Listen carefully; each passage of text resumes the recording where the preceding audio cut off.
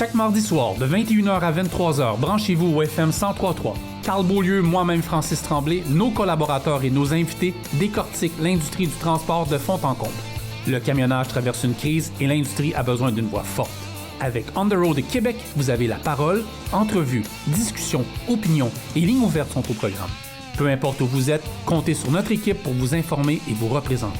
On the Road, la voix des camionneurs au Québec. On the Road Québec, une présentation du Centre du camion Gamache, la référence des camions usagés au Québec depuis 50 ans.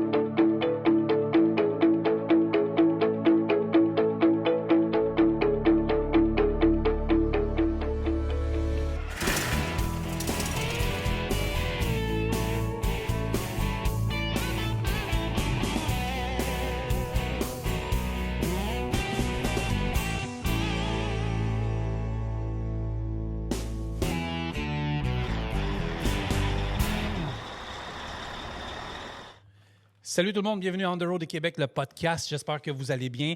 Notre épisode enregistré dans nos studios, ici même à Saint-Hubert, au 7500 Grande Allée. On l'appelle le Lounge On the Road GSH, Mac Volvo. C'est encore préliminaire, là. On est dans nos futurs meubles qui vont rentrer, mais quand même, c'est super accessible. On a commencé. Là, vous voyez, c'est bleu, ça va changer de couleur. On était moins fans. Mais c'est toutes des essais-erreurs. Mais je veux remercier notre commanditaire qui est Mac Volvo pour ce beau studio. Je rentre dans le sujet tout de suite. On y va rapidement. Je vais présenter mon co-animateur pour l'émission qui est Simon Fournier. Salut Simon. Salut Francis, comment ça va aujourd'hui? Super bien, toi? Oui, en pleine forme. T'aimes-tu ça? Ouais, j'aime ça. T'es-tu aux mêmes conclusions que moi? Sûr. Les couleurs? Ah, les couleurs, c'est un grand débat, là. oui, c'est sûr que bleu et jaune, je trouvais que ça marchait avec le salon de routier que vous faites. Ouais. Mais j'avoue que ça clash un petit peu, là. On est plus d'habitude rouge. Moi, j'aime beaucoup le rouge et noir, ça va avec les couleurs d'entreprise. Mais là, tu vois, j'avais mis le veston aujourd'hui pour d'être color match avec le studio. Ça va retomber dans les teintes de noir, gris, puis un peu de Bourgogne, je pense aussi. OK. Mais c'est un super beau studio. Vous avez de l'espace, tout ça. C'est super. Il va y avoir deux studios, comme je te disais. Un studio Ouais. plus cosy, puis ici, puis il va y avoir plus des capsons aussi parce qu'il y a un peu de déco, mais encore là, pas beaucoup parce qu'on est bien équipé. Mais tout vitré, face à un truck stop. Ouais, On c'est va faire beau. des podcasts devant le public. Bref. Oui, j'ai regardé tantôt, là, il y a des beaux trucks au truck stop. Fait que c'est ça, je te disais, il manque juste les petits couches là, pour qu'on puisse faire des petits podcasts bien cosy. Ça va être bien le fun. On a un super invité prestigieux avec nous. Je suis vraiment content de recevoir une légende au Québec. Là, on va le dire. Là. M. Jean-Claude Fortin, de J.E. Fortin. Ça va bien? Oui, bonjour. Ça va bien. Je vous gêne pas trop en disant une légende? Pardon? Je vous gêne pas trop en disant une légende? Non. Pas tout à fait encore légende, ça s'en vient bientôt. Donnez pas beaucoup d'entrevues, hein? C'est rare. Je vous ai entendu en entrevue. J'essayais de chercher sur Internet des entrevues, mais j'ai vu sur Transport routier, dans le magazine, j'ai vu quelques trucs, mais j'ai pas vu beaucoup d'entrevues. Entrevues en live, non, pas beaucoup. Okay. Il y en a eu plusieurs dans des journaux, Transport Magazine ou Transport routier ou ces choses-là. Ouais. Peut-être un peu plus là, le temps l'Alliance canadienne Ouais. du transport. Oui, on va en parler tantôt, tout le CTA, l'ACQ, tout ça.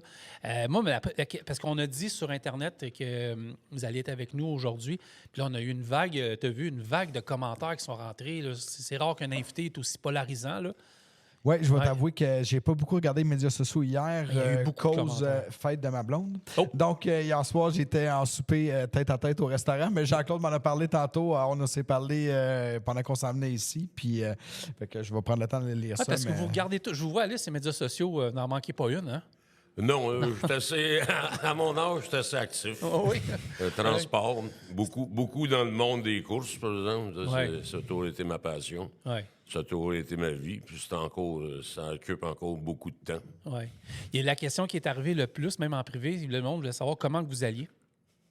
C'est depuis que vous êtes un peu retiré, vous profitez de la vie, la santé, les activités. Ben, disons que ça va bien. C'était, c'est sûr que c'était un été un petit peu rock'n'roll.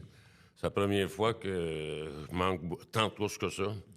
J'ai été frappé par une pneumonie, puis c'était long. Ensuite, un otite, opéré pour la rétine de l'œil, puis ces choses-là. Mais là, depuis la fête du travail, là, je suis revenu en forme à 100 %.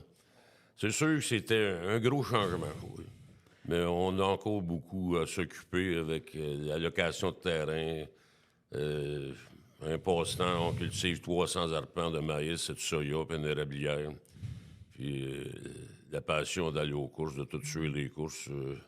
On n'a pas le temps de s'ennuyer, c'est ça qui nous tient en forme. J'ai une question. T'as 78, Non, Jean-Claude? 81. 81, c'est incroyable. T'es fin. Je connais Jean-Claude depuis 25 ans environ, là, depuis que je suis dans le monde du transport. Puis, ça a toujours été un homme solide, ça l'est encore aujourd'hui. Je lui donnais la main tantôt, j'étais ouais, je dis, OK, il a encore sa bonne poigne. Puis, à 81 ans, d'être aussi actif. Et la mémoire, c'est fou. Tantôt, on se parlait au téléphone, tu sais, puis on parlait de course, on parlait de Félix, puis là, il m'a lancé 10 dates en à peu près 30 secondes de tout ce que Félix faisait dans les prochaines semaines, puis là, je pense que, justement, il veut suivre pas mal Félix dans les prochaines semaines. Comment tu vis avec ça? Ça fait des gros week-ends, là, quand tu pars avec ta conjointe, puis tu t'en vas sur des week-ends de course comme ça? Oui, il y a des semaines, c'est arrivé. Comme tu as dit, cette année, c'était plus tranquille. L'année passée, on le suivait plus, mais là, je vais commencer à le suivre beaucoup plus. Je pars pour Oswego mercredi. On va revenir lundi. Course, mercredi, jeudi, vendredi, samedi à Oswego, New York. Si la température est favorable, on va pas tarder à Oswego, on s'en revient à Cornwall le dimanche soir. Cornwall, là, c'est une piste que Mythique. le pour monde vous autres, ouais. dise quand Félix arrive, il va mieux de pas venir, parce que c'est sûr que c'est lui qui va gagner. On va garder de toute façon les courses un peu plus pour tantôt. Mais tu sais, tu nous avais proposé la chance d'avoir Félix puis Martin en podcast, là, peut-être quelques mois. Ça avait été un coup de cœur parce qu'on l'avait trouvé vraiment passionné. 20 ans, je pense. 21, Félix. Ouais. Félix, il y a 21 là, OK. au mois de février. Tu sais, de voir comment il peut être passionné dans le sport, puis tu sais, ça revient un peu à toute l'historique familiale, là, de la passion pure et dure. Là. Oui, ben, on voulait parler des. Je pense qu'on laissait Jean-Claude pour la partie plus historique de J.F. Fortin, de où ça vient, tout ça. On avait fait un peu le tour avec Martin, Félix, mais je pense que, je vais dire grand-papa, il va avoir la meilleure il va avoir la meilleure explication pour nous à ce niveau-là. Ouais. Puis je pense qu'on va se rendre compte comment que la passion des Fortins, pas juste dans les courses, mais dans tout ce qu'ils font, c'est omniprésent. Ouais, disons que l'histoire de J.F. Fortin est vieille. Mon grand-père a commencé en 1923 à avoir son premier camion. C'est un gars qui était assez futuriste dans le temps. Il y avait un camion, il commerçait à glace sur le charbon. Il y avait une terre agricole avec des vaches. Il y avait un garage qui vendait des frigidaires, puis des autos, des tracteurs case. Puis, je me rappelle, pas je me rappelle, je m'excuse, mais j'ai des photos. En 1929, Ouais, là, je calculais, là. le grand-père avait 5 camions semi-remorques GMC. J'en ai encore un qu'on conserve méticuleusement dans une remorque fermée avec la remorque qui est en arrière. Puis le grand-père a toujours été dans le transport. C'est sûr, quand il est arrivé la guerre, je vous raconte des faits qui m'ont été contés. Quand il est arrivé à la guerre de 1939-1944, c'était plus dur pour lui parce que mon père était fait son service. Et, il a été obligé de réduire sa flotte à 1 ou 2 camions parce que la rareté des matériels, tout était requis pour la guerre. Et quand mon père est revenu du service, c'est là qu'il a acheté les camions de mon grand-père, puis qu'il a continué. C'est mon père était assez aventurier, parce qu'en 1952, il était en Floride, il est allé avec un voyage de foin, puis il est revenu avec un voyage de fruits et légumes.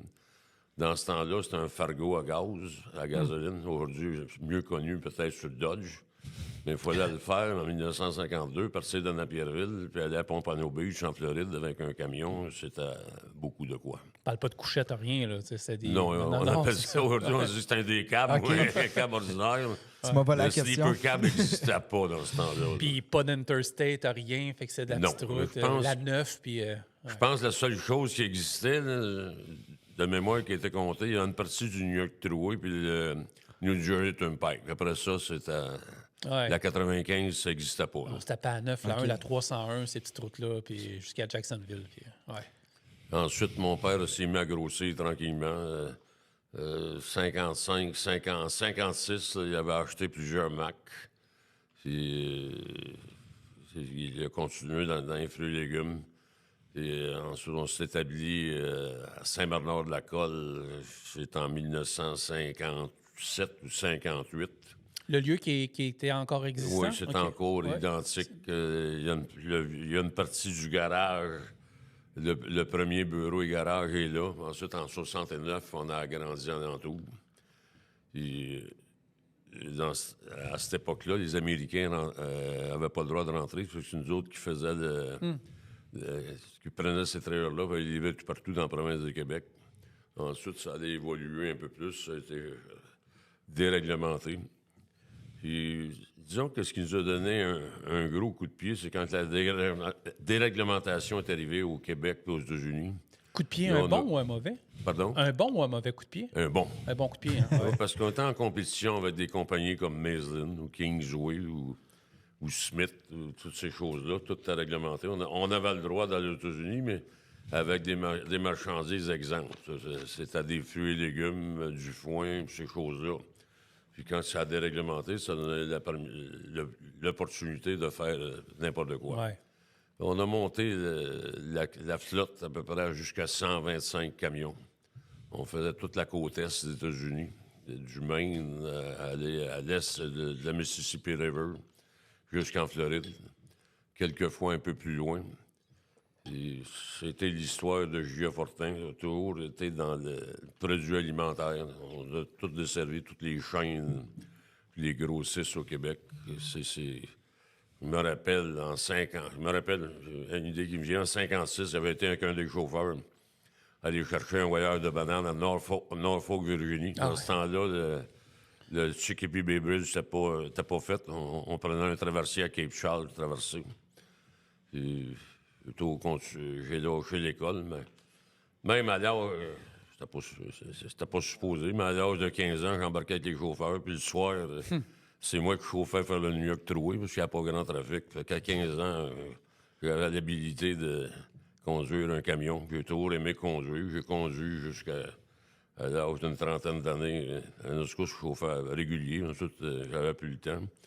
Mais j'aime encore prendre un camion. J'aime la classe 1, puis j'aime ça de temps en temps, prendre un camion, puis faire un petit voyage. Chauffer un truck à vitesse. C'est encore ma vieille philosophie de quoi qui va bien. C'est de quoi qui est reposant pour moi. Petite question. En quelle année? Tu as parlé de 1956 tantôt. Là, moi, je trouve ça drôle parce que mon père est né en 57. Tu sais. Ouais. Mais à quelle année tu es rentré chez J.F. Fortin faire tes premiers voyages? Disons que j'ai fini l'école en 1961. OK. Ma fête est le 11 de mars. Le 11 de mars, j'étais chez ma classe 1. OK. Puis quand j'ai fini l'école au mois de juin, je travaillais déjà les fins de semaine et le soir depuis 3-4 ans. OK. Puis à l'âge de 17 ans, là, j'ai commencé à chauffer. Puis pas aux États-Unis, parce qu'on n'avait pas le droit, mais au Québec, partout. OK. Fait que ça fait son autre 15 ans, puis 81, ça fait 66 ans là, que que je vois Saint-Bernard OK. à tous les jours. Mais tu sais, si on y va par décennie, admettons, là, si on. Années 60, 70, la compagnie avait combien de camions à peu près sur la route avant la déréglementation? Ben, je te dirais, en 61, on avait peut-être, quoi, une dizaine de camions. OK. J'ai commencé à acheter des camions en 1961 à m'en occuper. C'était le numéro 26. Puis aujourd'hui, si on compte avec ceux que j'ai achetés de TSX, qui était une compagnie qu'on a eue, avec ceux du Géofortin, je dois racheter au-delà de 500 camions dans ma vie. Oui, Je connaissais Je cherchais mes des mots, specs j'en et trouvais pas. Comment, Ouais. comment acheter. J'ai commencé à acheter au numéro 26 un Freightliner Cabover usagé. C'était le début des premiers Cabover. C'était des beaux ceux-là, par exemple. Là, Oui, je- c'était bien. Mais en 56, si on recule, en 56, mon père avait acheté des bus 61 de Mac. Puis il avait fait faire des sleepers de 24 pouces en arrière, c'était légal. Tu sais, aujourd'hui, un sleeper de 24 pouces, je pense pas qu'il y a bien des chauffeurs qui voudraient embarquer dedans. Oui, non. C'était construit ici à Saint-Alexandre, l'autre bord d'Iberville. Puis c'était ses débuts, là, et que les camions allaient plus loin, puis ça prenait une couchette à l'arrière. Moi, là, je ne veux pas te couper. Non, non, vas-y, je me demandais. j'ai pensé à quelque chose. Oh, oui, bien, au-dessus, mettons, on dit au-dessus de 500 camions, là. Y a-t-il un modèle de camion qui a été le plus acheté? Je ne veux pas faire de chicane avec personne d'un constructeur, mais quand même, si les grands constructeurs de ce monde nous écoutent, y a-t-il une marque qui est rentrée le plus souvent dans le garage? Ben, disons que la marque que j'ai achetée le plus, c'était Freightliner. Oui, OK. J'ai été un des premiers clients de Freightliner, puis un des plus vieux clients. Freightliner, je te dirais que tout était 75-80 % de la flotte. On a eu des internationales, on a eu des Volvo, on a eu des Kenworth, des Peterbilt. Mais Freightliner a toujours été la priorité. OK. Puis les couleurs jaune et rouge, ça a une signification en tant que telle? Puis ça a toujours été pas mal ça? C'est mon père qui avait décidé ça de bonne heure, là, dans les années 58-59. OK. Aujourd'hui, c'est bizarre. On dirait qu'il y a moins de couleurs. On voit des blancs, on voit des noirs. Mais autrefois, la couleur avait une signification, une importance. On regarde Maisden était bleu, Kingsway était vert et noir. Là, tout le monde avait des couleurs différentes. Aujourd'hui, je ne sais pas si la couleur va revenir. Mais vous avez raison, parce que les plus grands fleurons, on prend le Québec parce qu'on est au Québec. On pense à Robert avec son jaune, on pense à Guilbeault avec son jaune et rouge, on pense à vous avec votre jaune et rouge, on pense à... Ben, tu vois, même c'est Robert, bourré, on a vu. Moi, j'étais content de voir les nouveaux Robert. Je sais pas si vous avez vu ça, mais tu sais, sont venus à l'ancien modèle, là, comme quand j'étais un petit garçon, puis mais que je c'est assez passais beau. devant chez Robert, puis avec le blanc, avec les lignes noires, puis Ouais. du jaune dedans, puis il manque juste les bas de rouge, je pense, qu'ils n'ont pas remis. Je me trompe pas, mais j'ai aimé ça voir ils ont ramené le old school Robert. Là. Moi, j'ai trouvé ça Ils bien. m'ont donné une casquette Mais, Robert dernièrement, c'est le bien, vintage. Là. Ouais. C'est bien de retourner au rétro. Tu sais, Ouais, nous moi, fait j'aime ça. vivre, parce que, comme je disais tantôt, tu sais, le blanc, c'est beau, mais on dirait Moi, la qu'il n'y a raison pas de qu'on- vie là-dedans, je sais Mais pas. M. Fortin, la raison qu'on m'a donnée, moi, c'était une question d'économie de carburant. Là. Quand les camions étaient blancs, peut-être, mais encore là, tu sais. Mais ça se peut, là, je ne suis pas mathématicien du fuel, là, mais... L'économie de carburant, peut-être, je n'y crois pas, mais c'est plus le fait que, tu sais, quand je vendais des camions, je les échangeais, il y a des fois que ça me blessait de voir n'importe qui sur nos camions, puis le gars t'appelle, Jean-Claude, un de tes camions, il vient faire une gaffe, moi, mais je peux à moins, là, tu sais. Ah oui, à cause des couleurs. Tes ouais. couleurs restent. C'est un peu ça, peut-être qu'aujourd'hui, blanc, c'est facile, tout est sticker, puis bonjour, la vie est belle, il n'y a plus rien. Mais vous Je avez sais un pas de bon qui point. vient. Vous avez un bon point, parce que souvent, je suis à 401 dans le coin de l'Ontario, puis je vois des couleurs du Québec sur d'autres noms, tu sais, puis je suis là, tu sais, Colin, puis... Tu sais, c'est drôle des fois parce que c'est les rouges et jaunes. Moi, j'ai travaillé chez Guilbeault, tu sais, dans le début de carrière. Puis là, ben, quand tu m'en vas, c'est à 15. Là, ma tête fait toujours ça, tu sais, dans mon pick-up. Puis là, c'est un JE ou c'est un Guilbeault. Tu sais, c'est parce que ils sont montés différemment. Mais quand tu es au loin, tu sais, des fois, c'est un petit peu difficile à différencier. Mais tu vois, c'est ça. Je suis d'accord avec vous, par exemple, tu sais, les blancs. Puis je sais, des fois, ça peut faire mal au cœur. Tu sais, on envoie de nos anciens même camions, tu sais. Puis chez nous, ils sont blancs avec le lettrage d'extra. Mais tu sais, des fois, tu vois tes j'ai vu anciens. J'en ai vu des verts parce qu'on a eu une autre compagnie de transport qui était vert, puis on voyait ça beaucoup aussi. J'ai vu un film, excusez, je m'en vais loin, mais j'ai vu un film d'horreur, je sais pas en quelle année, Puis le film d'horreur, il y a une scène qui se passe dans le bois, puis il y a un camion abandonné dans le bois. Puis tu le vois, le camion a déjà appartenu à Guilbeault à l'époque. OK. Puis le camion, ben, c'est sûrement un camion qui a été racheté, puis qui a dû servir à d'autres choses. Puis tu reconnais, genre, ah, Colin, fait que tu reconnais les Quand couleurs. tu vois des vieilles remorques Ah oui. d'entreposage traîner des fois aussi. Ouais, là. j'ai vu un léger là, l'autre fois, là, tu sais, OK. une vieille remorque de léger. L'histoire de Guilbeault et nous, c'est drôle, parce qu'on a les mêmes couleurs. Oui. On a demandé à Michel Gignac pourquoi. Ah, moi, j'ai décidé ça, mais toi, t'étais aux lignes, moi, j'étais au temps de bas de Québec, puis j'étais pas au courant de vos couleurs. Je disais à Michel, t'as volé nos couleurs. Ouais, je m'excuse, mais je ne connaissais pas. Fait que- Ouais. Mais au moins, on reconnaissait Ouais. deux fleurons, c'est ça qui est le Ouais. ouais, exact. Là. Mais effectivement, ça se Ouais. ressemble pas Ouais. mal.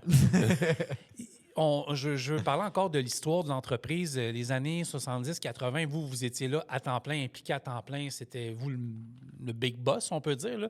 Mais là, la famille, elle a embarqué aussi, a continué à suivre. Les générations ont suivi. Fait que ça a dû être quand même enrichissant de voir ça jusqu'à la... pas la fin des opérations, mais jusqu'à la transition qu'on a eue dans les dernières années. Là. Oui, Caroline, Ouais. Annie et Caroline ont embarqué. Annie un petit peu avant 2000, Caroline en 2000. Puis j'avais une très bonne relève. Tout allait bien. Et qu'est-ce qui a provoqué un peu le changement qu'est-ce qui est arrivé en 2021? Ouais. On avait la compagnie TSX puis notre client principal, qui était au-delà de 60 du chiffre d'affaires, ont décidé qu'ils nous achetaient. Fait que ça a chambranlé un peu les affaires. Puis, dans décembre 2020, Caroline a perdu son fils, Médéric, d'un accident de ski. Puis, ça a changé beaucoup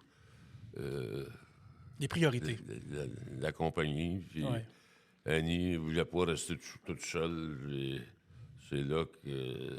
Parce que la relève, on aurait été, c'est rare, on aurait été sur une 5e génération de relève dans le transport, ce qui est rare. On était à 4, qui était déjà très bien. Et c'est sûr que c'est ces choses-là qui ont changé un peu le dynamisme, pas le dynamisme, mais le changement de direction de la compagnie. Je peux. Tu sais, nous, on était en deuxième génération chez Extra. Mon père, de plus en plus, tu sais, il s'en va. Puis, comment vous aviez géré ça, un peu, la relève? Moi, sur longtemps, je vous connais, mais peut-être expliquer un peu, tu sais, comment vous avez géré la transition entre c'est Annie qui était plus chez JE puis Caroline qui était chez TSX, à moins que je me trompe.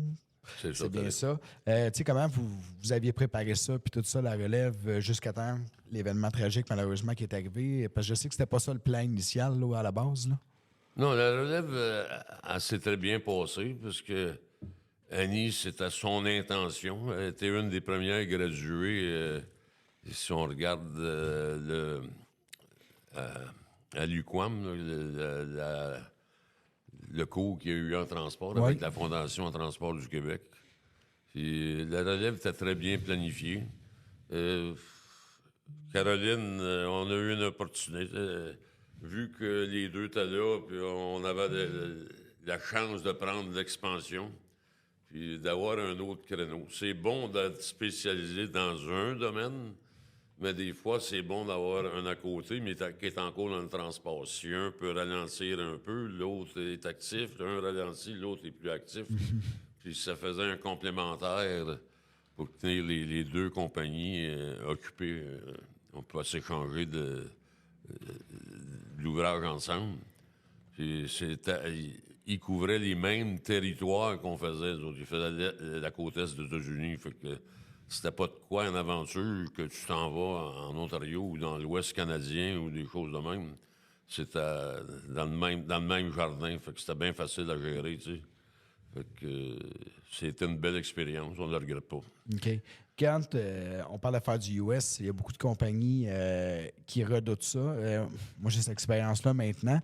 Puis qu'est-ce qui fait que, je vais donner un exemple, vous étiez plus très, justement, côte est, j'ai une bonne idée de la réponse, mais moins Ontario, peut-être moins Nouveau-Brunswick, que vous allez plus vers le sud que vers l'ouest, je vais dire ça comme ça? Bien, tu sais, on a développé notre marché avec nos clients, là. Puis, on avait du volume d'ouvrage, tout ce qu'on voulait faire. Puis si tes camions sont pas éparpillé partout. S'il arrive un bruit, mais c'est facile de rejoindre un chauffeur, prendre le voyage, continue. Si t'es pris à 1000 milles ou 2000 milles, ton camion est brisé en quelque part, qui tu trouves pour continuer? Fait qu'avec, en étant concentré dans un territoire peut-être plus petit, mais un territoire qui était à l'entour de 600 000 du terminal, s'il arrive de quoi, tu peux te revirer vitement, puis le client ne sait même pas, son voyage est peut-être retardé d'une heure ou deux, mais c'est tout. Il n'est pas retardé de plusieurs jours. Ouais. Moi, je veux vous poser la question. Vous avez parlé de votre grand-père, votre père. Vous disiez qu'il était visionnaire, futuriste, votre grand-père. Y aurais-tu pensé que ça aurait fait 100 ans d'histoire, l'entreprise, puis autant d'expansion, puis... c'est fou quand on y pense. Mettons, on serait capable de poser la question à quelqu'un, puis penser... Ça serait quoi sa réponse, admettons? Je sais pas. Il trouverait aujourd'hui que ça a évolué. Mon père en a vu beaucoup. C'est un gars qui était assez alerte, assez avant-gardiste pour son âge. Mais moi, je peux te dire, depuis que je suis dans le transport, l'évolution était grosse. Hein. Oh oui, ça, c'est sûr. Elle est énorme, là, tu sais. On parle d'un cellulaire. Il y a quelqu'un qui m'avait dit ça il y a à peu près une quarantaine d'années. Avant, on avait seulement des radios dans les camions. Il fallait que tu aies dans une boîte téléphonique. Quelqu'un me dit, bientôt, tu vas avoir de quoi à peu près gros comme un paquet de cigarettes. Tu vas mettre ça dans ta poche, tu vas pouvoir appeler n'importe qui. C'est fou. Je pense que ça, on l'aurait cru, tu sais. Parce que dans le temps de mon grand-père, tu avais le téléphone. Avec le téléphone, je pense qu'il était à peu près 10, 15 sur la ligne. Tout le monde sonnait en même temps. Il n'y avait rien de très privé. C'est sûr que je pense pas que s'il serait là aujourd'hui, il serait plus qu'émerveillé, ça. Le transport, va-tu prendre encore autant d'évolution qu'il a pris dans les 30-40 dernières années? Je le sais pas, tu sais. Peut-être qu'on va venir avec le camion autonome. C'est peut-être la seule affaire. On a le camion électrique. On parle beaucoup peut-être d'un camion autonome. Ça va être l'autre évolution. Mais si on regarde, calculer ça avant d'hier. Quand mon père a commencé, c'était des camions à gasoline. Ça marchait à peu près à 2000 au gallon. Tu sais, aujourd'hui, 2000 au gallon, si on calcule ça, là, ça coûterait à peu près 3,5 piastres du mille dans un camion. Comment qu'on pourra faire pour arriver? Aucune idée. Quand on sait que les trous de transport, quand tu as 3,5 piastres du mille tout le temps, tu es bien heureux. Oui. Oui. Mais c'est ça la différence, tu sais, toute génération, je pense ça s'en va toujours. On essaie que ça a l'air s'améliorant, mais de ce temps-ci, je trouve qu'on est dans une période où, justement, le coût des équipements augmente beaucoup. Tu sais, tantôt, on jasait avec des gens qui connaissent bien ça, puis nous aussi, je pense qu'on le connaît bien. Puis ça... C'est les taux de transport, eux autres, diminuent pendant que tout le reste monte. C'est un peu la réalité qu'on vit depuis... tu sais, il y a eu on a vu la folie de la pandémie avec les gens. Le transport était très payant. Les gens ont acheté beaucoup de camions, puis là, on voit la vague inverse qui est en train de rentrer en ce moment. Je sais pas qu'est-ce que tu en penses, Jean-Claude, mais tu vois des compagnies, justement, qui redownsize, là, excusez, là, c'est pas un très beau mot, mais c'est un peu c'est ça, là, on downsize les compagnies parce que, justement, le camion qui coûtait 300 000 ou qui coûte encore 300 000, mais avec des taux de camions qui en coûtent 200, je vais dire ça comme ça. Comment les compagnies font pour vivre avec ça? Puis à un moment donné, ça devient un peu la problématique de notre industrie. Oui, parce que dans le moment, je pense qu'on vit une crise. C'est sûr que c'est pas la première crise que je vois. Je l'ai vu beaucoup. Mais celle-là est un peu raide, là. Oui, peut-être plus raide. Mais si on regarde l'histoire, mon père a vécu la Grande Dépression des années 30. Je pense que c'est encore... Ils disent que c'était très triste. Je ne sais pas si c'était comme aujourd'hui. Mais si on regarde l'histoire, à tous les 8, 7, 8, 9 ans, il y a une récession, il y a un down. Puis là, on était peut-être prêt d'arriver à ça, puis il est arrivé la pandémie qui a tout changé, qui a tout révolutionné, tout a changé... Tout a monté. Puis là, je pense que ça vient de retomber au naturel. Peut-être, vu que c'était retardé, c'est encore plus triste. Là. Parce que là, il ne faut pas se le cacher. Selon moi, il y a un surplus de camions et de remorques considérable. Partout en Amérique? Partout en Amérique du Nord? Partout en Amérique. Ouais. Si je lis beaucoup de magazines encore, beaucoup d'emails de Transport Topic, American Trucking. Puis, tu sais, il ne faut pas se leurrer, là. C'est pas plus rose aux États-Unis que c'est ici Non, au moi, je Québec. vois, Là. les- Ils vivent les mêmes problèmes. Peut-être sont un peu plus gros parce qu'ils sont plus. Mais moi, je comprends pas, M. Fortin. Je vois à chaque mois, je regarde les rapports là, qui sortent aux États-Unis des ventes de trailers. Dans ce temps-ci, je regarde beaucoup les ventes de remorques fermées puis ouvertes. Puis je vois une fluctuation que je n'ai jamais vue. C'est un mois, ils en vendent plein. 2, 3 mois, ils en vendent plus. Là, je comprends même pas comment va le transport à ce moment-là. Là. Ouais, on dirait que on est dans une dépression tropicale. La vague est haute. Ouais. Puis quand elle est haute, elle retombe basse. Mais si on regarde la plupart des manufacturiers, ils mettent du monde à pied. Là, normalement. Ouais. Il y a une surcapacité. Puis je pense que ce qui arrive avec le climat économique qu'on vit, on va extensionner la vie de nos remorques puis de nos camions. Parce que rien n'est en baissant. Puis on ne sait pas ce qui va arriver demain. Je n'aime pas parler trop de ce qui arrive de l'autre bord là, de la politique américaine. Mais on n'a pas le choix Mais dans un en nous sens. rend dans un climat incertain. On ne sait pas d'où qu'on va. On ne sait pas qu'est-ce qui va se décider à soir, qu'est-ce qui va se dire demain, puis qu'est-ce qui va changer après-demain. Parce que dans le passé, nos relations avec les États-Unis étaient à la limite du parfait, entre guillemets. Ça allait vraiment bien. Vous aviez une entreprise qui était dans le cours des douanes. Là, quand on passe, là, on vous voit, on voit le terminal. Là. Mais les relations étaient quand même, somme toute, bonnes. Là, sont hasardeuses, on pourrait dire. On ne sait jamais sur quel pied danser. Là. Mais par contre, moi, j'ai gradué à l'école de Champlain-York. On a eu une réunion de classe. On est encore plusieurs, qu'on est chanceux d'être en cours de santé puis être là. Tous mes anciens compagnons de classe, Jean-Claude, on veut rester amis avec toi. Là. Oublie qu'est-ce qui arrive à Washington. Ouais. On n'est pas tous d'accord avec ce qui se passe. Puis je vais beaucoup aux courses l'été, puis je vois beaucoup de places. Puis je sens pas de climat d'animosité. Là. Tout le monde est content de nous voir, puis bonjour, puis personne ne te parle de rien, puis même à la douane, je passe souvent, puis il n'y a pas de questions, il n'y a pas rien, ils sont contents. C'est important ce que vous dites parce que moi, encore chez EGL, là, je traversais les douanes à chaque 10 jours. Là, puis j'ai jamais vu, moi, d'aminosité envers les douaniers américains, envers nous, la clientèle. Peut-être que j'allais beaucoup dans des États démocrates, mais peu importe. Mais ça allait super bien. J'ai jamais vu, mais c'est juste au niveau des fois des finances des entreprises, c'est là que ça m'inquiète un petit peu, là, à long terme. Là. C'est pour revenir à ma réunion, il y a une de mes compagnes de classe, là, ça m'appelle, elle dit, Jean-Claude, elle dit, je ne pourrais pas y aller. Elle dit, ma fille me dit, maman, quand tu arrives à la douane, ils vont saisir ton cellulaire, ils vont te faire rentrer en dedans. Elle dit, je pense pas y aller. Mais... Elle dit, toi, qu'est-ce que tu en penses? Moi, je trace 2 jours, j'ai pas de trouble. Au pire, allez, viens-t'en, tu vas traverser avec moi, puis il n'y aura pas de trouble. Elle dit, je vais prendre une chance, je vais y aller moi-même, j'ai ma carte Nexus. Puis elle dit, rendu là-bas, tu avais raison, ils m'ont rien demandé, puis il n'y a pas d'animosité. Mais on peut pas. J'ai pas entendu parler de terreur, de rien de ça.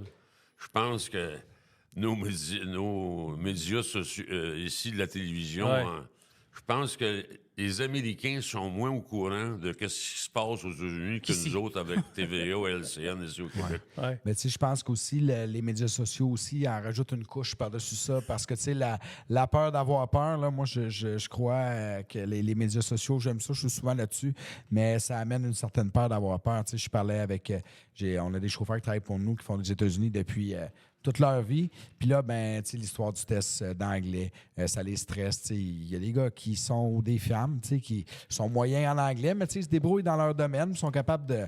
Écoutez, quand ça fait 20 ans que tu fais du transport aux États-Unis, ça ils doit sont bien capables de aller. débrouiller un petit peu, tu sais, puis ils sont venus bien stressés avec ça, mais tu sais, je dis, écoutez, en gros, là, ce qu'ils vont vous demander, c'est êtes-vous capable d'expliquer où est-ce que vous allez? Est-ce que les panneaux des panneaux de signalisation, vous les comprenez? Puis tous les cas qu'on a vus de gens qui ont été barrés Parce aux qu'ils douanes, comprennent rien. ils comprenaient rien, C'est ça. puis ils comprenaient même pas les panneaux de signalisation. Fait que là, tu sais, on avait cette discussion-là dans le garage avec les gars l'autre jour, puis je dis, les gars, tu sais, je comprends que c'est un peu anxiogène pour vous autres, mais je dis, si vous passez les douanes 5 fois par semaine depuis 20 ans, d'après moi, vous allez encore les passer la semaine prochaine. Je dis, sinon, on fera faire de l'Ontario, on fera faire du Nouveau-Brunswick, on fera faire d'autres choses. Mais je pense qu'à quelque part, c'est ça. Tout le côté, Jean-Claude a parlé de l'incertitude, que c'est en lien avec le gouvernement Trump et tout ça. Puis les changements d'idées radicales, là, c'est souvent ça aussi qui fait qu'il y a une incertitude qui est flagrante, mais c'est ça. À un moment donné, je pense qu'on va retrouver le calme après la tempête, je vais dire ça comme ça. Moi, je vais faire une pause, puis au retour, je vais vous poser une question. Comment ça va le transport, M. Fortin? OK? Puis on va continuer là-dessus. Merci de nous écouter. Belle personnalité, mais non. Pis ça? Ben là, plus jeune que ça quand même. Attends. Oh ouais. Oh, ouais? Oh ouais. Quand t'as du choix, c'est facile de trouver. Le centre du camion Gamache. 700 camions, toutes les marques, un seul endroit. Groupegamache.com. On est de retour. Puis là, la question que je voulais poser en partant, c'est M. Fortin, comment ça va le transport en 2025? Il y a beaucoup de monde qui veulent entendre votre opinion. Beaucoup. Je pense que le transport en 2025, le vrai qualificatif, il est malade. Ouais. Si on regarde qu'est-ce qui se passe, j'ai perdu, moi, je n'aimerais pas le nom du client, j'ai perdu un gros client par rapport à de la compétition que j'appellerais Déloyale. illégale, Ouais. qui est faite par, on va dire, des chauffeurs Inc. ou d'autres genres de chauffeurs, qu'on ne peut pas arriver de compétitionner avec eux autres. On a tous des bons chauffeurs. Il y en a qui ont été des années 30 ans, 35 ans, 40 ans avec moi. On se trouve très bien traités. Mais quand ce monde-là arrive puis il coupe les taux à des taux ridicules, on vient qu'on n'est plus capable de compétitionner avec eux autres. Tu réduis ton volume et je pense que sur le côté US, dans notre cas, on est peut-être moins affecté que ce que je lis. Je pense que j'aurais peur de me promener sur la 401 le soir pour aller à Toronto. Confirmé, c'était peurant. C'était peurant. À tous les soirs, il y a des accidents. Oui. Puis, des accidents énormes. Ou tu vas prendre l'autre route là, qui t'emmène dans l'Ouest canadien, sur la 11 ou la 17. Il y a des histoires d'horreur, des chauffeurs qui se font tuer, des face-à-face. C'est sûr que la route est deux voies. Mais je pense pas qu'il y a le plus de camions qu'il y avait il y a 15-20 ans. Mais je peux te dire qu'il y a beaucoup plus d'accidents que ce qu'il y avait avant. Oui. Tu sais, y a-tu eu un laisser-aller dans les cours de conduite qu'on a laissé aller tout le monde? Pourtant, nous autres, dans le temps qu'on a débuté, puis tous les anciens chauffeurs personne n'a été à l'école prendre des cours. On l'a appris par nous autres mêmes. Là, aujourd'hui, c'est terrible. Tu regardes ça, des histoires. On regarde ici, à chaque côté de la 30. Je pense qu'il doit y avoir un accident ou deux par semaine. Puis des grosses. Je comprends pas. Tu sais, c'est une industrie qui a besoin de se réveiller dans le moment. Puis je pense que le gouvernement, il n'est pas minuit. Il est rendu minuit 5 ou minuit 10. Tu sais, des fois, on dit qu'il est minuit moins 5. Mais là, il est passé minuit. Puis c'est rendu tellement loin que ça va prendre, d'après moi, un certain temps avant que ça revienne. Tu sais, on a nos contrôleurs routiers qui ne travaillent pas depuis ce printemps, qui veulent être armés. Je ne sais pas pourquoi ils veulent être armés. Depuis que j'ai de connaissance que je suis dans le transport, je pense pas qu'il y ait aucun contrôleur routier qui ait été tué ou abattu par une balle. Ou même, il y en a qui ont eu des... Ils sont fait blesser physiquement. Je ne comprends pas leur point de vue. C'est sûr qu'avec ça, au Québec, là, c'est encore pire. Il y a un laisser-aller. Moi, je disais l'autre jour qu'il rouvre la balance ici à Valleyfield, 24 heures par jour, 7 jours par semaine. Vous allez voir que le transport il va se placer vite parce qu'il y en a qui vont manquer de stock. Puis ceux qui sont pas corrects, ils vont arrêter de se promener. Ça fait penser que, il y a plusieurs années, je ne nommerai pas compagnie de transport, mais quand il y avait la Semaine nationale des transports aux États-Unis, que tout était checké beaucoup, cette compagnie-là de transport est en vacances. Tu sais, fait que, tu sais, ça a toujours existé, mais là, je pense que ça a empiré. Là. C'est triste à dire, mais c'est pas plaisant pour les propriétaires de compagnies d'essayer stimuler les employés, puis de tout ça, là, quand on ne compétitionne pas à l'arme égale. Ouais. Si je peux me permettre, pensez-vous que le fait que les contrôleurs routiers sont au poste de balance, qu'ils ne sont pas ouverts si souvent, mais le fait qu'ils ne soient pas sur la route, qu'est-ce que vous pensez que ça fait comme différence? Je pense que à la balance, hein, c'est facile. C'est ouvert. Tout le monde a une application sur leur iPhone. Tu fais le Trucker tour. Pat, ouais, c'est ça. Tu sais, c'est facile de faire le tour. Puis si tu fais le tour, ils ne courront pas après toi. Puis même dans le moment, tu passes tout droit à la balance, ils ne courront pas après toi. Fait que c'est le pauvre gars qui arrête, qui se fait checker. Tu sais, il y a une circulation des contrôleurs. S'ils ne sont pas sûrs d'eux autres, puis il y a de quoi de grave, ils ont rien qu'à appeler la Sûreté du Québec, puis ils sont armés, ils vont arriver, là. Ça ne sera pas long. Puis là, je pense que c'est ça qui fait le désarroi au Québec, là. Je regarde en cause des médias sociaux, il y a eu pas mal de radios dans l'Ouest. Je pense que l'Ontario a commencé Mais l'Ontario était tanné, M. Fortin, d'avoir l'air aussi incompétente. Là. C'est un peu ça, parce que là, on a vu les policiers et les contrôleurs routiers commencer à s'agananoquer, puis un peu partout, à pas arrêter de coller, puis de coller tout le monde, by the way. Là, mais ils ont fait des bonnes razzias, là, comme vous avez dit. Mais en même temps, moi, j'ai le goût de vous demander, au fil des années, est-ce que vous aviez vu venir ça d'avance vraiment beaucoup à ce niveau-là, ou c'est plus intense que vous auriez pu le penser? Comment tu dis ça? Là? Dans le fond, là, ce qui se passe présentement en 2025, mais qui se passe depuis des années, Oui. l'aviez-vous vu venir avant ou aussi fort que ça, Non. la vague? Non. Non. Je te dirais que ça doit faire depuis peut-être 2022, 2023, après la COVID. Ça a commencé à grossir, puis à grossir. Mais la boule de neige a grossi tout le temps. C'est une des raisons qui aurait pu vous porter à avoir tout vendu à l'époque? Non. OK. Je vais monter à vous la poser, parce que je suis sûr qu'on se pose la question. Non. À l'époque qu'on a vendu, c'était pas. D'autres facteurs. C'est pas ce qu'on vit aujourd'hui. là. OK. Non, nous autres, je l'ai dit tantôt, là, c'est le problème qu'on a eu de part d'un petit-fils là, qui Ouais, a je comprends. désorganisé un peu notre route. Parce que c'est sûr qu'on serait là pour se battre aujourd'hui. Oui. On ferait comme tout le monde. Je n'ai vu toutes sortes. Je n'ai vu que peut-être qui était aussi pire que ça. Là. Je pense qu'aujourd'hui, avec l'expérience que j'ai, puis avec l'expérience de mes filles, puis en s'unissant avec la force qu'on a, on passera à travers pareil. Ça ne sera pas facile, mais on passera à travers. Tu sais, quand tu as passé à travers plusieurs tempêtes, mais tu es capable encore de.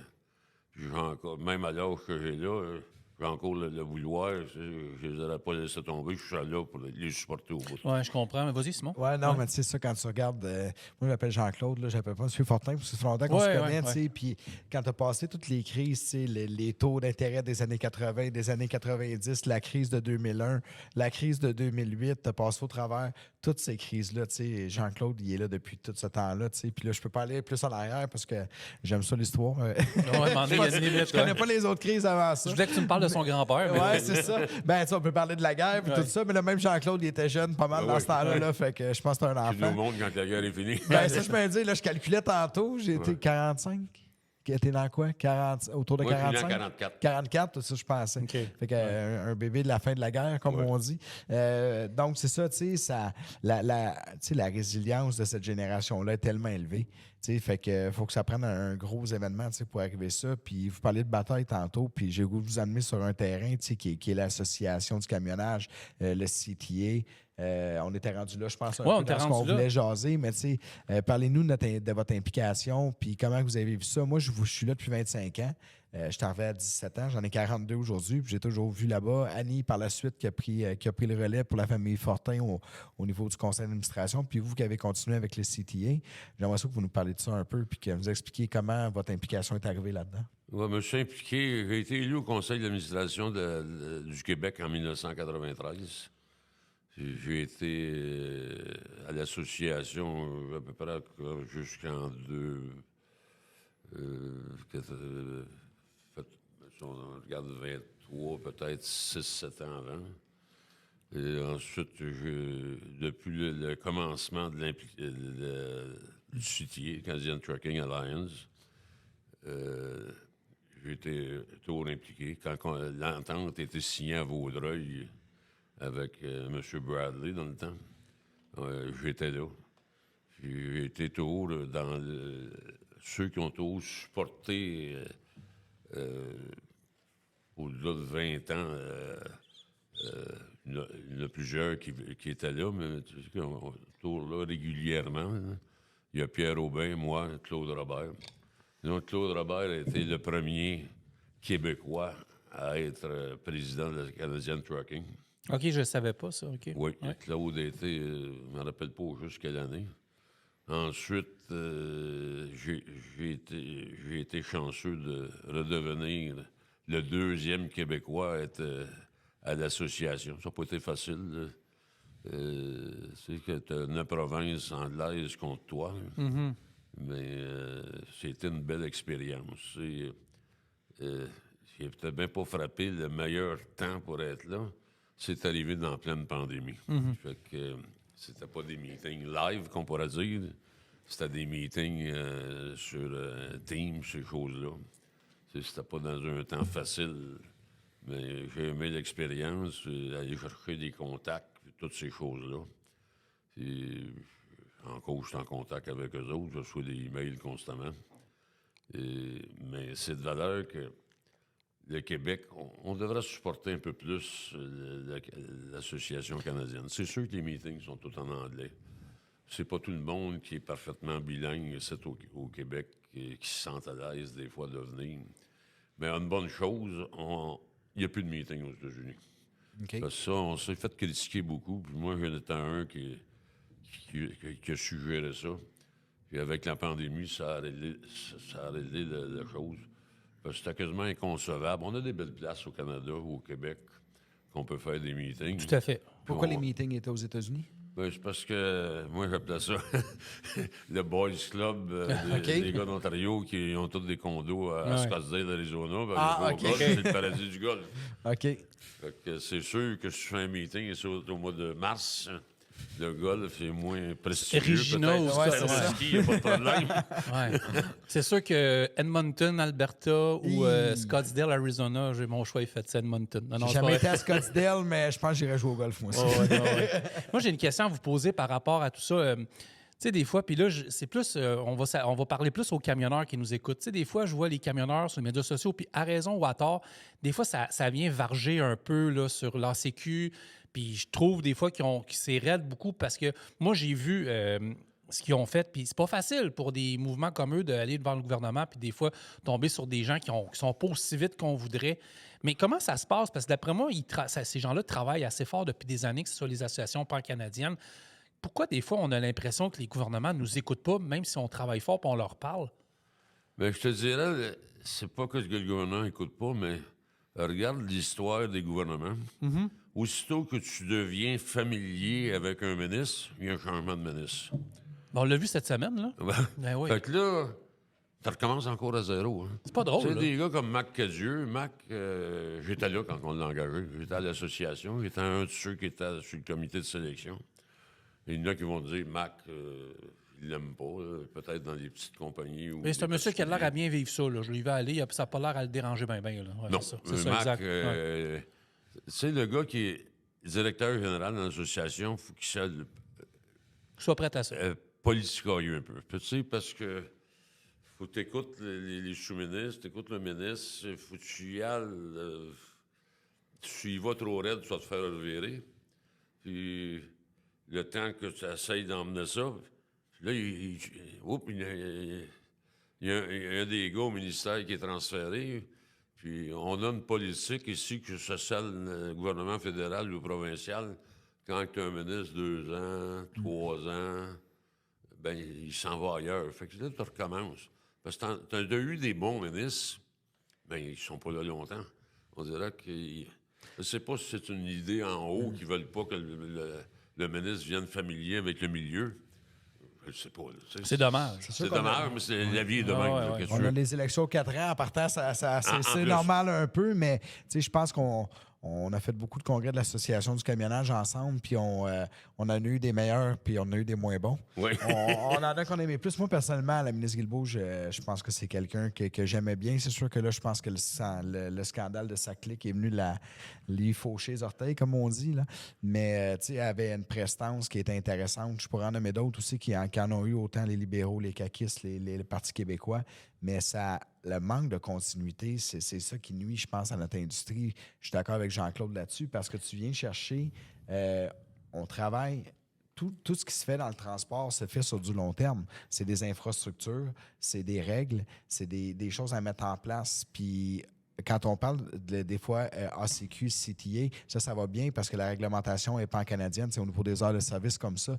Mais je me suis toujours posé la question pourquoi que, mettons, avec l'ETA, l'American Trucking Association, puis le CTA, ça ne soit pas ensemble, puis faire des règles nord-américaines, mettons, juste pour les heures de service puis les matières dangereuses. Transport oversize. Oui, exactement. C'est une autre chose. C'est sûr qu'on a des réglementations très différentes au niveau des poids, mais c'est-tu quelque chose, toi, déjà, que tu as travaillé ou qu'il y a des sujets qui viennent sur les tables de ces...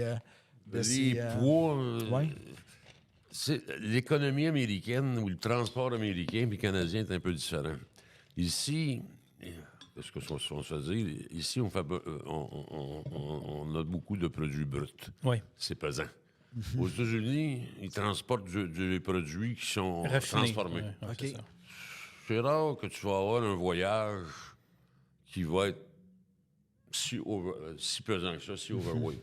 Ici, ça prend pas grand-chose. Tu charries de l'aluminium, tu transportes de l'aluminium ou tu transportes d'autres choses, du bois.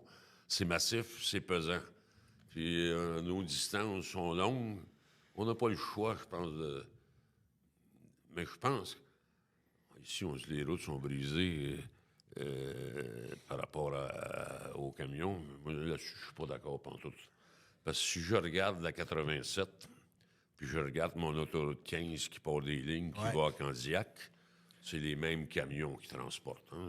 C'est juste pas le même gars qui l'a 80 000 fabriqué. livres des États-Unis, puis 80 000 livres au Canada.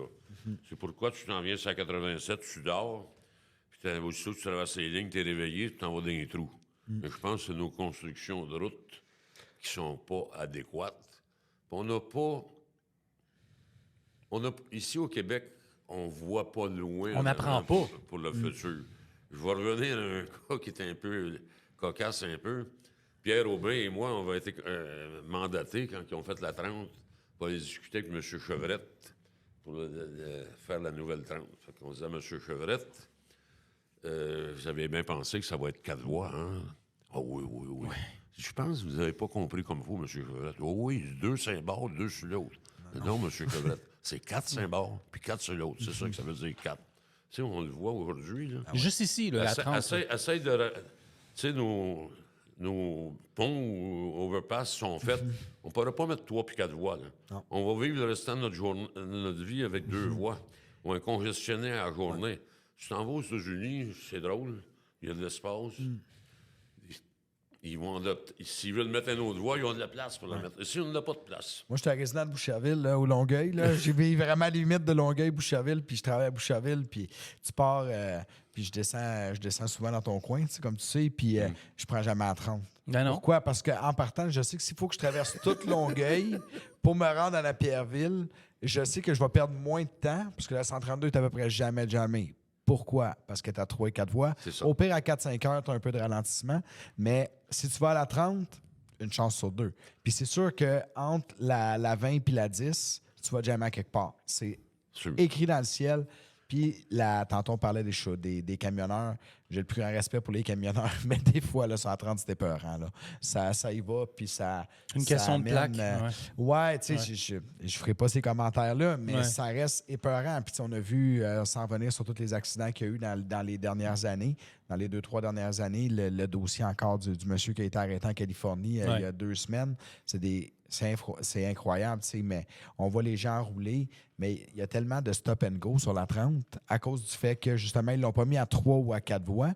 Je pense qu'on n'aide pas personne. Mais ici, c'est pas normal entre le 10-30, parce qu'on dit ici, on est sur le Grande Allée, entre le 10-30 puis Saint-Bruno, même entre le 10-30 puis la 20. Boucherville. C'est pas mieux le samedi et le dimanche. Non. Non, c'est encore pire. C'est vrai. Moi, je vis ici, tu sais, puis j'ai beaucoup d'amis à Chambly. Fait que ma run, là, 20-112, 20-30-112, je la fais régulièrement. Là.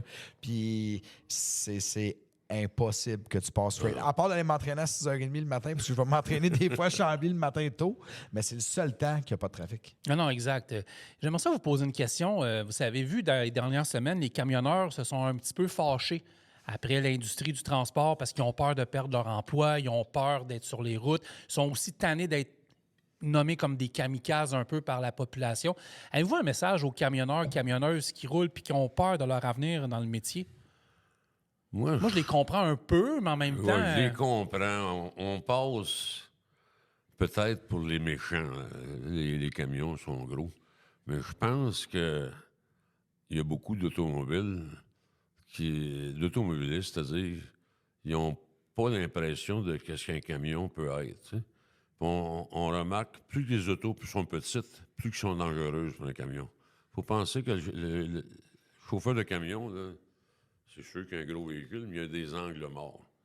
Mais te faire couper de toutes les manières par des autos, il y en a qui devraient embarquer puis aller se payer un 4-5 heures et se promener avec un camion, puis verraient ensuite qu'est-ce que c'est la vie d'un camionneur. C'est pas facile, la vie d'un camionneur.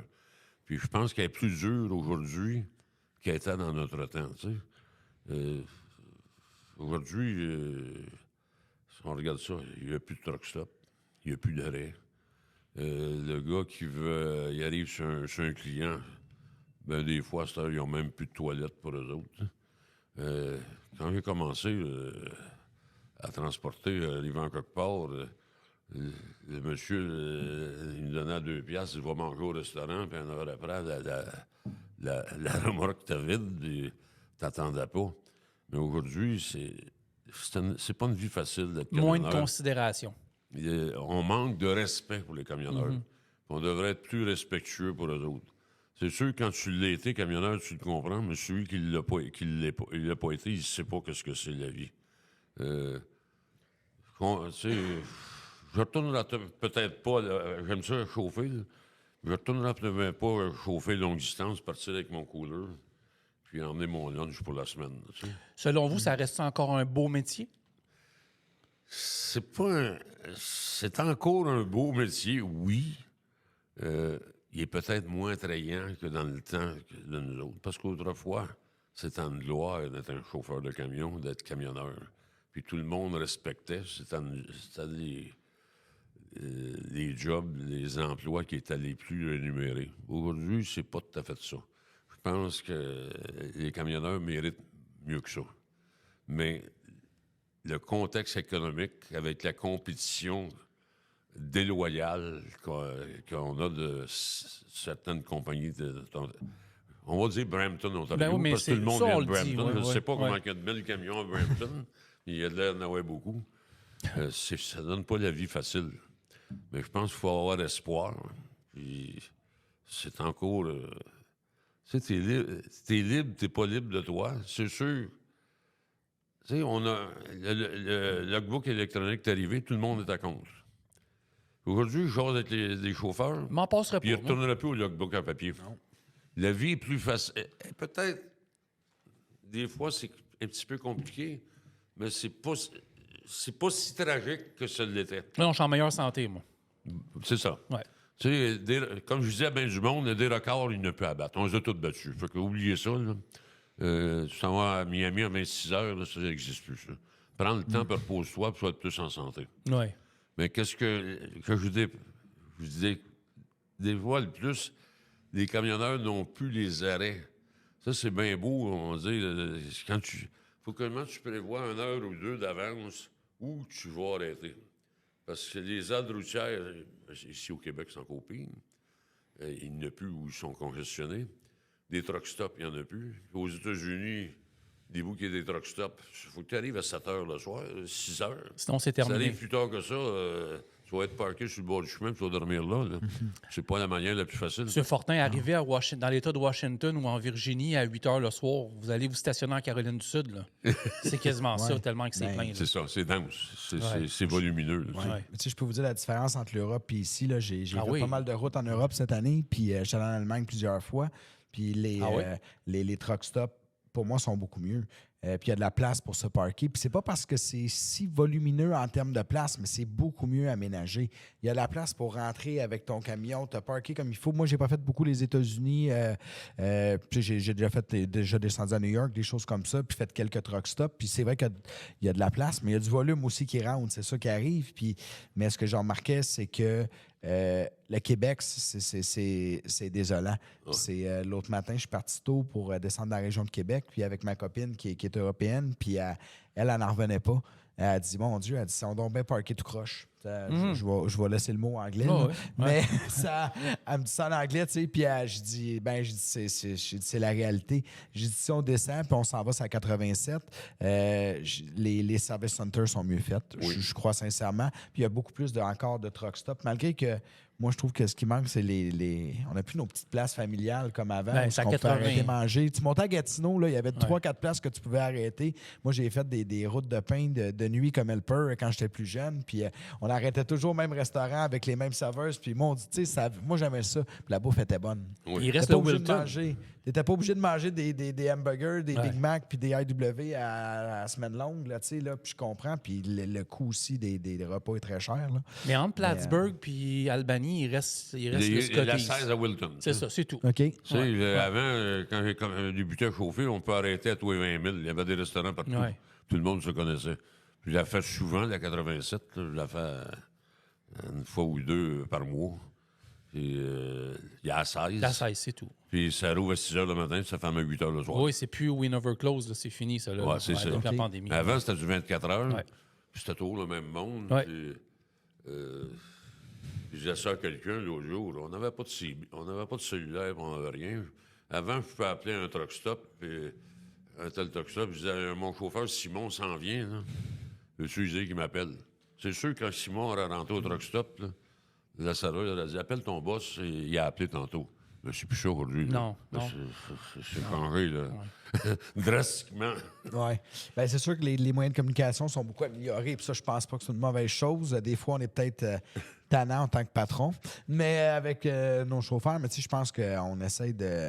J'ai un partenaire avec qui je travaille beaucoup, puis on essaye justement de. Tu sais, on les texte pas juste pour les texter. Non, des non, fois, on a exact. des questions à poser, c'est sûr. Tu sais, ou ben, tu sais, on va laisser, on est rendu fort ces voice messages aujourd'hui parce que justement, les gars, tu sais, peuvent les écouter aussi au lieu d'être obligés de les lire. Tu sais, fait que c'est une chose qu'on essaie d'utiliser plus, mais j'avoue que moi, j'ai commencé il y a 25 ans, puis les cellulaires existaient, mais on se parle au téléphone. Tu sais, C'était ça, on se textait même pas. Là, Non, tu sais, à les l'époque, frais. on était encore... Oui, puis on était encore... c'était long, texter, dans ce Ah temps-là. Fait que c'était vraiment différent, mais tu sais, puis je suis pas si vieux que ça, je pense. Non. Mais, tu sais, la game, elle change des fois en positif, Ouais. des fois en Ouais. négatif. Tu sais. On fait une dernière pause, on revient avec le mot de la fin. Merci de nous suivre sur On the Road Québec.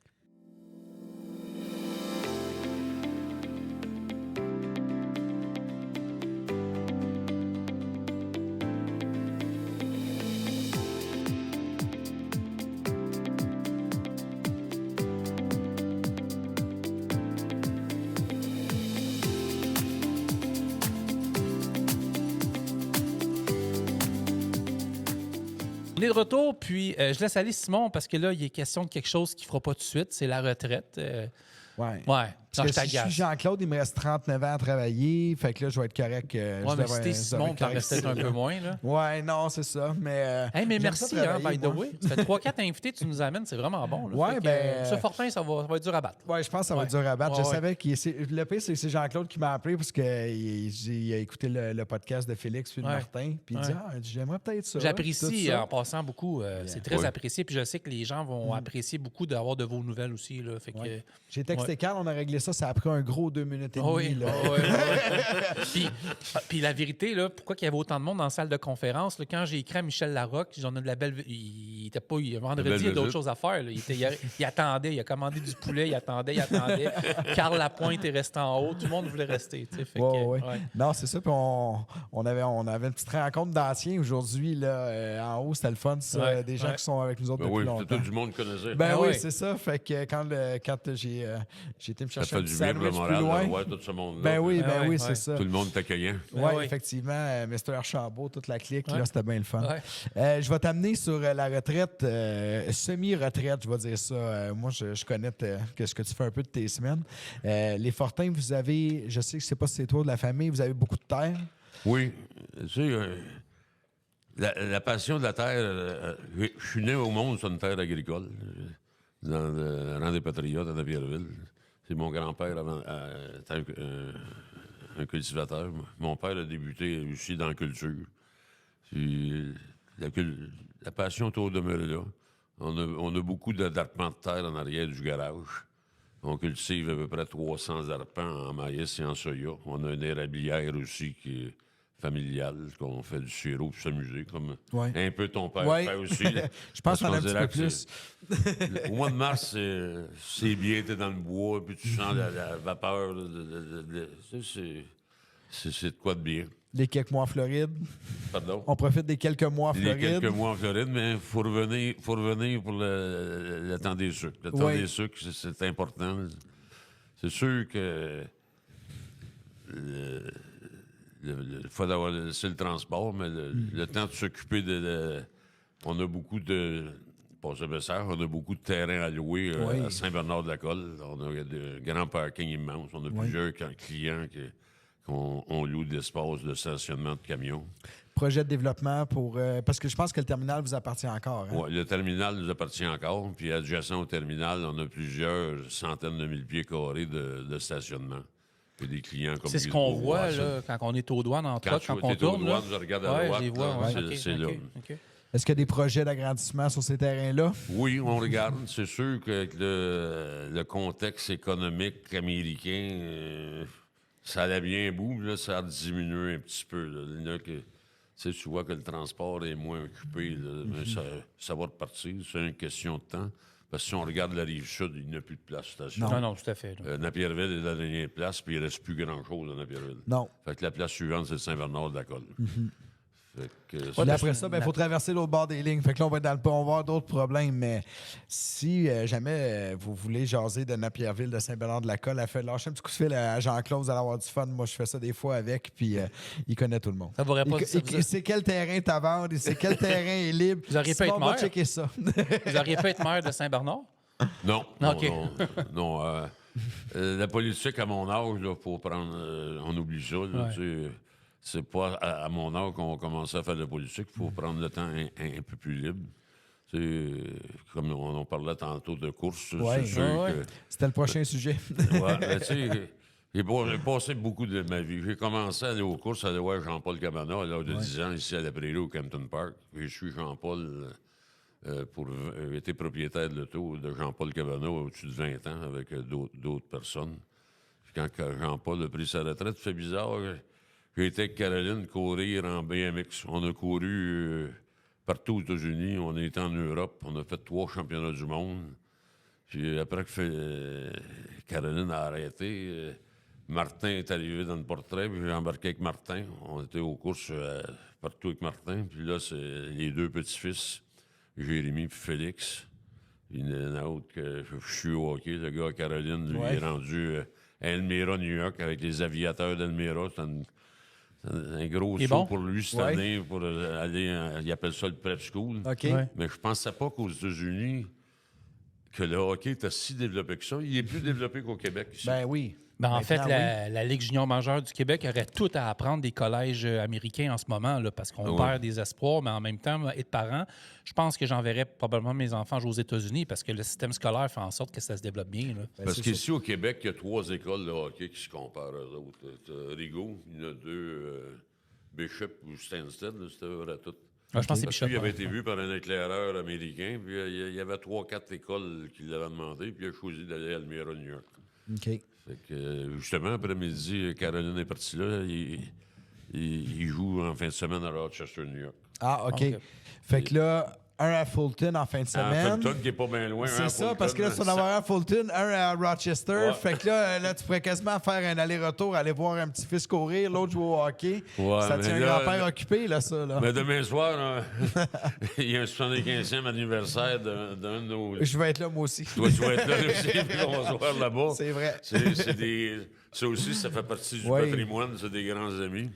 Mais c'est sûr que On peut la semaine dire, prochaine, je vais être à Oswego. Ouais, moi, je suis On peut le curieux, dire, là. c'est les Burroughs, sont commanditaires Ouais, c'est ça. du podcast aussi. Donc, demain soir, on est dans un bal, moi Marché et Jean-Claude, Bon au Secours, marché... Bon Secours, je marché pense. Bon Bon Secours. Secours. Bon Secours? Bon Secours. Dans le OK, Vieux-Port, je pensais ouais. que c'était Gare Windsor. OK, Non, ouais, ben, c'est Bon beau. Secours. Faut pas Ouais. que je me trompe de place. Ouais, c'est marché Bon Secours. OK, c'est good. J'avais une grosse fin de semaine. Là, je vais en vous fin de manquer. semaine. Ouais. Fait que demain, on s'en va là. Mais donc, tu seras pas à Fulton en fin de semaine? Non, je ne sais pas à OK. Fulton. Je vais être à Oswego à partir de mercredi, Cornwall dimanche. Ensuite, l'autre fin de semaine, Brockville, Ontario. Puis ensuite, j'ai quelques fins de semaine, je n'irai pas, puis je vais finir à Charlotte en s'en allant en Floride. OK. Parce que là, tu vas descendre en Floride, tu vas arrêter à Charlotte en descendant. En descendant, il course OK. le mercredi, jeudi, vendredi, samedi à Charlotte. C'est la finale. OK. Je sais pas si tu as vu ça aussi, j'ai pas publié ça. Ça va être la dernière journée qu'on peut voter pour Félix, le chauffeur le populaire aux États-Unis. Oui. On peut J'ai voter voté. pour lui? Ouais. Ben oui. Ah oui, Oui, faut que tu votes. s'il est chanceux, ça va être sa troisième année. Il est en Ouais. avance encore. C'est la dernière Ouais. journée aujourd'hui. C'est OK. jusqu'à quand qu'on peut voter? Aujourd'hui. Aujourd'hui? OK, Aujourd'hui. parfait. OK. Fait que là, mets ça dans ta liste pour Oh, t'aider voter oui, pour Félix. M'excuse, Félix. On a jusqu'à minuit à soir pour OK, voter. OK. Je pense qu'on C'est- peut voter une fois par jour, si je me trompe pas. C'est ça, une fois par hein, on jour. peut voter une fois par jour. Mais tu sais, retourner aux courses aux États-Unis, on est très bien reçus. Cet été, on a couru à Plattsburgh à tous les jeudis soirs, à Malta, New York, le vendredi soir, pas d'autres places. Tu sais, je reviens. Il n'y a pas de ministère aux États-Unis. là, tu sais, Combien t'as fait de. On se parlait après-midi, puis on se disait, Félix, il va avoir approché 100 courses cette année. Oh, il devrait le dépasser. Ouais. Je pense que la semaine passée, il était à 93 courses. Puis, tu sais, il en reste encore plusieurs. Puis là, après ça, on va recommencer la saison en même temps que le week-end de Volusia. à Valousia. Moi, c'est là la première fois que je l'ai vu. Il y a 13 victoires à 5 pistes différentes. Puis il y a 4 championnats. Il y a Ouais. le championnat de la piste de Malta en 3,58, pas en gros bloc. Hein. Il est championnat à Airborne à Plattsburgh. Il est champion à Devil's Bowl au Vermont. Puis il est champion de la série canadienne gros bloc. À Cornwall. Ouais, à Cornwall, Ouais. Granby, Saint-Marcel. Ouais, c'est ça. Ça, il a tout gagné la Ouais. division. Il a gagné. OK. Moi, je l'ai suivi cette année. Là. On devait y aller, puis la température a fait que ça avait été annulé. C'est dans le coin de Albany. Non, pas vrai. Dans le coin de Syracuse qu'on devait aller début septembre. Oui, il y a eu ça. plus de pluie là-bas Ouais. qu'ici. Ici, il n'a Ouais. pas mouillé beaucoup. Fait que, je pense là, on que a eu beaucoup de On cancellations. nous avait appelé pour dire on va remettre ça. Mais moi, je l'ai suivi. On a eu affaire, on l'a reçu en podcast, on a vu quel kid c'était, on a vu le père. Le grand-père, il pense quoi de Félix? Félix, il a pris beaucoup de maturité depuis un an. C'est sûr que c'est un peu comme envoyer Michael au hockey aux Ouais. États-Unis. Le fait qu'il ait été couru cette année aux États-Unis, à Malta, New York, en gros bloc. C'est bon si t'es chevaux, tu gagnes tout le temps, mais tu ne prendras pas d'expérience. Là, en allant à Malta, New York, le vendredi soir, il y a 8 gars de la série qui courent avec, qui sont réguliers là. À Malta, il y a 37, 38 gros blocs à tous les soirs. Faut que tu te qualifies. C'est trop qualifié. Fait que ça lui a donné beaucoup de maturité et d'expérience. Parce que t'améliorer dans la vie, il faut que tu ailles des plus forts que toi. Pas le choix. C'est pas être des plus faibles que tu vas t'améliorer. Là. Tu vas être bon, Oui. mais c'est tout. Il y a beaucoup d'essais-erreurs aussi sur les specs du char. Hein.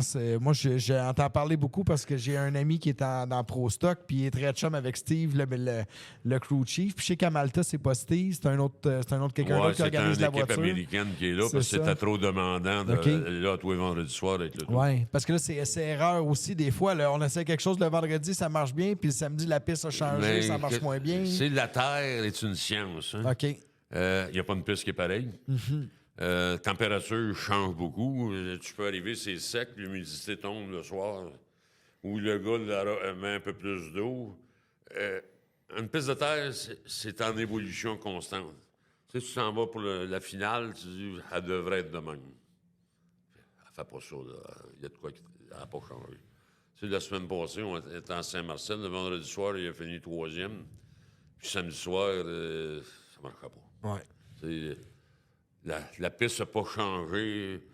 On aurait pensé qu'elle aurait évolué de telle manière, puis elle ne l'a pas fait. C'est de l'asphalte, c'est tout pareil. Ouais, c'est ça la Elle ne différence. hein. changera jamais. Mais de la terre, c'est une science, c'est une évolution constante.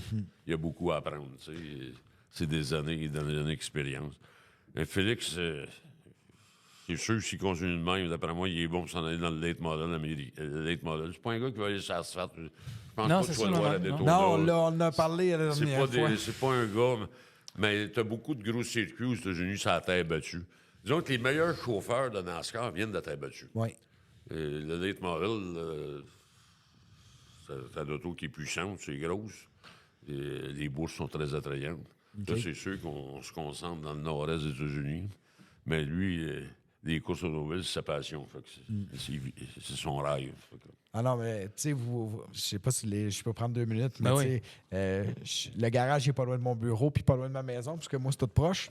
Fait que, puis tu sais, l'autre jour, je passe le voir, puis et on a commandité cette année. Puis là, il n'y avait pas encore de logo sur les autos, tu sais, puis tout ça. Puis là, il se promène avec ma calotte, ça, j'aime ça. Puis, mais tu sais, il me rentre dans son petit locker à côté, parce que tu sais, c'est la business familiale aussi, c'est les mini-entrepôts, entrepôts fantastiques, je me trompe pas. Puis il m'ouvre sa porte de garage. Puis là, écoute, il y a du tire là-dedans. Ah ouais? Il y a des pneus pour pour tout ce qui est le gros bloc, le petit bloc, tout ça. Tu sais. Puis il m'explique avec beaucoup de passion comment il organise ses tires, puis qu'il lime ses pneus, puis qu'il leur fait des lignes différentes. Puis il appelle des gars, tu veux-tu, puis il en vend. Ouais. Parce que, tu sais, c'est une business, ça Ouais. aussi. Là, il vend des pneus. Fait que j'étais là, puis là, je dis OK. Puis là, le gars, il t'appelle. Ah, mais des fois, c'est moi qui prépare. Des fois, c'est lui qui prépare. Des fois, tu sais, il m'explique tout ça. Puis c'est.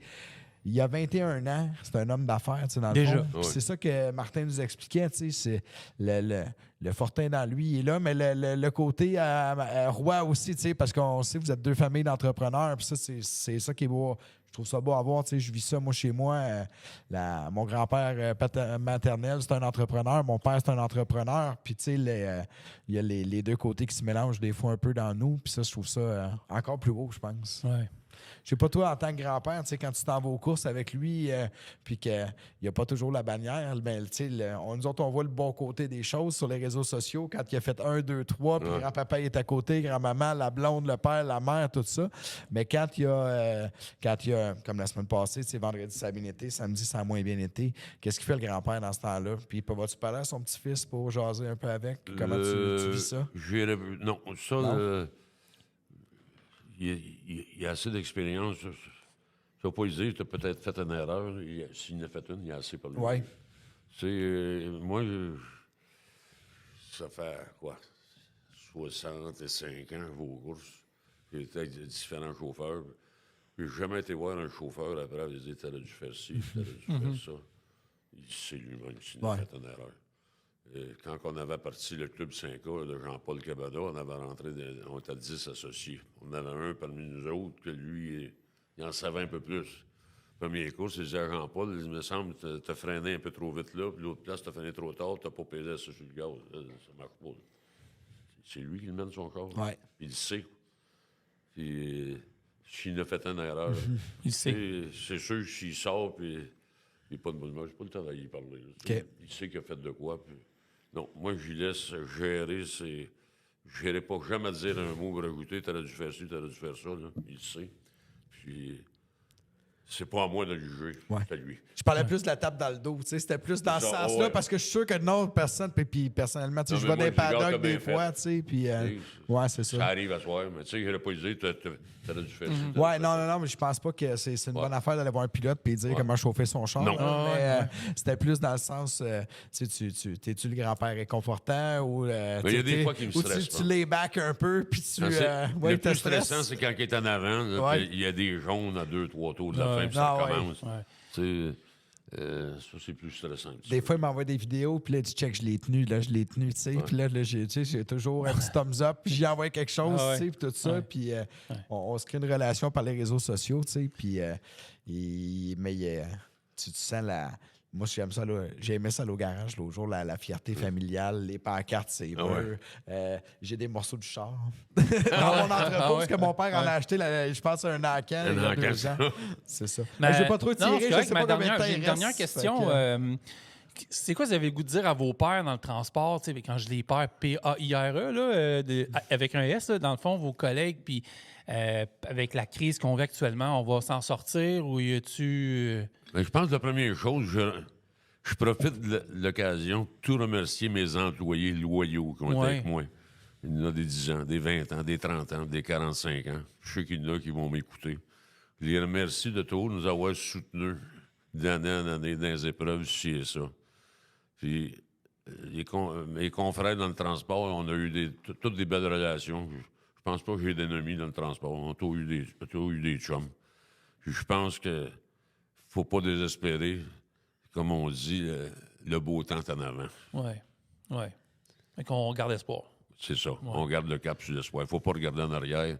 Le beau temps va venir en avant. Puis vous, on vous souhaite quoi là, pour les prochaines décennies à venir? Au moins un autre 20 ans. Un autre 20 ans. Ah oui. Ouais. Pour faire un autre podcast dans 20 ans, quand on va être à la retraite, tout moi. Ben, tu sais, j'ai dit tantôt, pour moi, Jean-Claude, je le connais depuis 25 ans, c'est une force de la nature, tu sais, c'est quelqu'un pour qui j'ai grand respect, premièrement, qui a toujours tenu son bout dans le respect des autres, tu sais, il n'y a pas juste une voix forte, c'est une voix forte, tu sais, dans cette industrie-là, puis je souhaite d'avoir le temps de te voir en Floride de temps en temps. Vous savez pas, mais mon père et Jean-Claude sont sur le même terrain en Floride. Oui, puis voisin, presque. j'ai jamais le temps d'y aller. Fait que, j'espère pouvoir tourner à Daytona parce que, tu sais, Jean-Claude, malgré son âge, c'est lui qui est l'organisateur en chef. Ouais. Fait que quand toute la gang est à Daytona, c'est vraiment le fun. Je suis allé une année avec eux autres. C'est là que j'ai découvert la course en terre battue avec Félix parce que c'était sa première année à Valusia. Puis, tu sais, si Jean-Claude n'organise pas ça, ben on n'a pas toute la chance d'aller là. Tu sais. C'est vraiment le fun. Monsieur Fortin, merci beaucoup d'avoir été au podcast. Je suis certain que ça va faire parler beaucoup. Puis c'était un honneur de vous avoir su. Merci beaucoup. Ça me fait plaisir de votre invitation. Puis j'aime ça encore rester impliqué. Puis ça me tient en forme de rester impliqué. Puis toutes les informations dans le transport ou dans les courses. Simon, ton prochain invité a des grosses chaussures à porter. Oui, il va falloir que j'en trouve un autre aussi bon. Merci beaucoup, Jean-Claude, c'est bien apprécié. Mais merci, Simon, d'avoir co-animé le podcast. Je t'ai laissé aller, je trouvais ça. Moi, j'étais spectateur, j'étais petit cul aujourd'hui, j'ai tout écouté. Donc, nous autres, on se revoit très bientôt. Merci de nous suivre en grand nombre et bonne semaine.